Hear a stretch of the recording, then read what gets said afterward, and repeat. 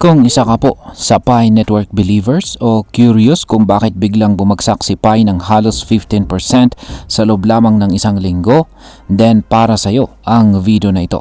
Kaya ngayong linggo ay sumadsad po itong si Pi Network ng halos 15% at sa loob lang ng isang araw ay bumaba po siya ng karagdagang 4.4%. Kaya sa video na ito ay pag-uusapan po natin ang dahilan kung bakit bumagsak ang presyo ni Pi. Pag-usapan din natin ang mga technical indicators gaya po ng ADX, CMF at saka EMA na nagpapakita ng lakas ng bearish trend o pagbabanggalaw ng market. Kaya ayan, bago po tayo magpatuloy ay pakibasa na lamang po muna ang disclaimer dito sa ibaba ng ating screen. At ayan, ang source po ng ating balita rito ay si BN Crypto. At umpisan po natin sa kung ano po ang nangyari kay Pi Network nitong nakaraang linggo. Kaya mga ka-crypto, si Pi Network ay tila nawalan po ng signa. Nawalan po siya ng sigla nitong nakaraang linggo sapagkat bumagsak siya ng halos 15% at ang kanyang market cap ay ngayon ay nasa $5.12 billion na lamang. Ngunit ang mas nakakabigla, tumaas pa ang kanyang trading volume ng 25% sa loob lamang ng isang araw. Ibig sabihin ay kahit bumababa ang kanyang presyo, mas dumadami pa ang nagbebenta at nagtitrade ng kanilang Pi. Marami ang nagtatanong kung bumabagsak ang presyo, bakit mas naging aktibo ang mga trader? At ang sagot po dyan ay dahil sa selling pressure. Mas marami po ang nagbebenta kaysa sa bumibili, kaya patuloy po ang pagbaba ni Pi. Yan, dito na po tayo sa mga technical indicators at simulan po natin sa technical indicator na tinatawag pong ADX. Yan.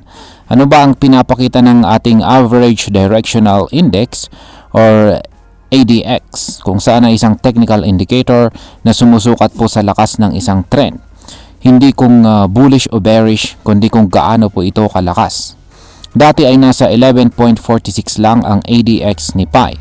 Pero ngayon ay umakyat po ito sa 21. At sa mundo ng trading, kapag lumagpas po ng 20 ang ADX, ibig sabihin ay papalakas na ang isang trend. Sa kaso po ni Pi ay papalakas ang downtrend o pagbaba ng kanyang presyo. Bukod dito, bumaba po ang positive DI or positive directional indicator mula po sa 20.93 patungong 13.21. Samantalang ang negative DI naman ay tumaas mula po sa 23.48 papuntang 31.92. Ang ibig sabihin lang nito, mas dominant na ngayon ang sellers kaysa sa mga buyers. Malinaw po na nakikita natin na ang bearish trend ni Pi ay hindi lang basta pansamantala kundi lumalalim pa. Yan, dito naman po tayo sa sunod na indicator at ito naman yung tinatawag na CMF or Chaiken Money Flow ni Pi. Ayan, isa po itong indicator na sinusukat ang pagpasok o paglabas ng kapital sa isang asset. Kapag ang value po ng CMF ay positive, ibig sabihin ay may accumulation o pagbili. Kapag negative naman ay may distribution or pagbibenta. Ngayon si Pi ay may CMF reading na negative 0.20. Tatlong araw lang ang nakaraan, nasa 0.08 pa ito. Pero bumagsak po ito ng husto. Ang negative 0.20 na reading ay pinakamababa mula pa noong May 17. Para po sa mga traders, kapag lumagpas na sa positive negative 0.10 ang CMF, malaking sinyalis na ito ay matinding galaw. Malaking sinyalis po ito ng isang matinding galaw. Kaya ang negative 0.20 ay nagsasabi sa atin na mas maraming kapital ang lumalabas sa Pi kaysa pumapasok. Ibig sabihin, kahit may mga susubok bumili, malakas ang resistance o hadlang mula sa mga sellers. Kaya kahit mag-recover si Pi sa kanyang presyo, posibleng hindi po ito magtagal. Ngayon ay nasaan naman ang support level ni Pi. Ayan. Kung susuriin po natin ang EMA o Exponential Moving Average, isa po itong indicator na sumusukat ng trend base po sa average na galaw ng presyo. Kapag ang short-term EMA ay nasa ilalim po ng long-term EMA, ibig sabihin ay pababa po ang momentum. Ganyan ang nangyayari ngayon kay Pi. Malaki po ang pagitan ng kanyang short at saka long-term EMA. Kaya sinasabi nito na malakas pa rin ang pagbaba ng kanyang presyo. Ang susunod po na support level na kailangan nating bantayan ay nasa presyong 0.66. Kapag hindi po ito na hold ni Pi, posible po siyang bumagsak hanggang sa presyong 0.57. Pero kung sakaling makarecover siya, ang unang resistance level na kailangan po niyang lampasan ay nasa presyong 0.727. Kapag nalampasan po niya ito, posibleng pumalo po siya ulit ng hanggang 0.86. Pero tandaan natin, hanggang hindi pa na-flatten o nako-cross over ang kanyang EMA lines, magiging mahina pa rin ang anumang bullish attempt ni Pi. Ngayon is pag-usapan na po natin ang posibleng maging epekto nito para sa atin bilang mga Pinoy crypto traders at investors ni Pi Network.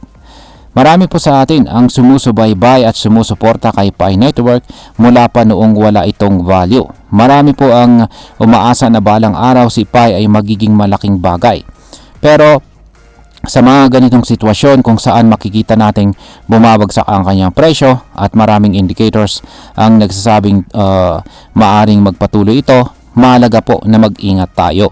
Kung ikaw po ay nagmimina pa lang at hindi ka pa naman bumibili, wala kang dapat ikabahala. Pero kung bumili ka ng Pi sa mas mataas na presyo, kailangang maging maingat sa pagdidesisyon kung ibebenta mo na ba o hihintayin mo pa. Sa ganitong market conditions, mas mainam po na mag-research muna.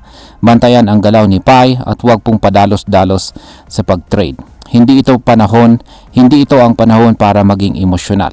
Bilang panghuli, ang masasabi ko naman tungkol dito ay sa aking personal na pananaw, ang pagbagsak ni Pi ay isang natural na bahagi ng market cycle. Hindi porket bumabagsak ang presyo ay ibig sabihin tapos na ang kwento ni Pi Network. Pero malinaw na hype ang unti-unting nauubos. Habang wala pang malinaw na update kung kailan magiging fully open ang mainnet ni Pi Network or magkakaroon siya ng full trading sa mga major exchanges, mananatili po itong speculative. Kaya para sa akin ay mahalaga pa rin ang transparency mula kay Pi Core Team. Kailangan po nilang ipaliwanag kung saan na po sila sa kanilang roadmap. Habang tumatagal ng walang malinaw na direksyon, nawawalan po ng tiwala ang market. Kaya ang tanong, hanggang kailan maghihintay ang mga early supporters bago sila tuluyang mawalan ng gana? At ayun, hanggang dito na lamang po tayo sa video na ito mga ka-crypto. Marami pong salamat sa panonood. Ingat po tayo lagi at God bless po sa ating lahat.